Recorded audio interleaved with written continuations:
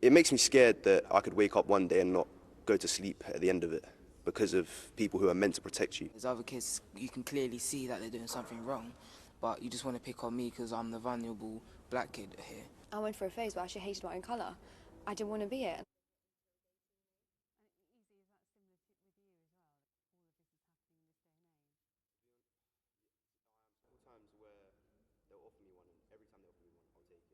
So I was 13, I was with a group of friends, there's at least 10 of us, I was the only coloured one, and I was singled out. I was really scared, I started crying, I asked him if I could call my mum.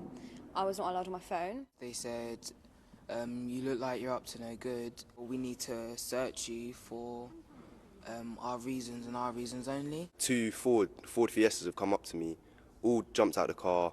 They're all undercover, so couldn't tell. I thought they were just some big guys trying to grab me or something. Ended up getting put in handcuffs, thrown on the bonnet of a car. And they were saying I was a threat to them, but I was like, what threat is a 13-year-old to you? That amount of force on a kid. It was traumatising, and it has affected me from this day. When I see a policeman, I have my guard up, I've got my defence up. I was shook. I was really scared. Like, I felt like I couldn't do nothing. Like, I felt like I couldn't defend myself. I'm not surprised anymore, but it's one of the things you can't really get used to it. Like, every time they come up to me, my heart's racing, I'm still getting scared. There's a separate piece of legislation and it has its own power to search people. Like, where I hang around is quite a popular area. There's always going to be a police around there. They're stopping quite a few kids, but I've got a mixed group of mates. I've got a lot of white friends, I've got a lot of black friends.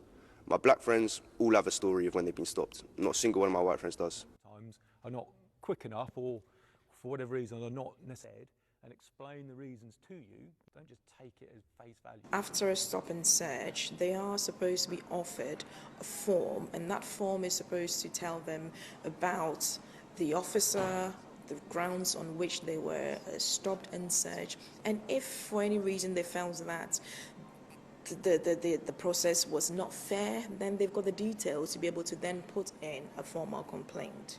What need is there to use over excessive force if you're the adults? It's not the police trying to teach us, it's us teaching the police at the same time and teaching them that racial injustice is true. Like, it happens constantly. If I use force, I have to justify that use of force. If you don't hear those stories, you can't affect change or look to try and make some positive difference. I think it's about us learning from that and hopefully moving forward as individuals and challenging those behaviours as and when we see them. Our figures here are quite good in comparison to others, but yes, officers do need to be very aware that they are only using stop and search powers where they're absolutely necessary.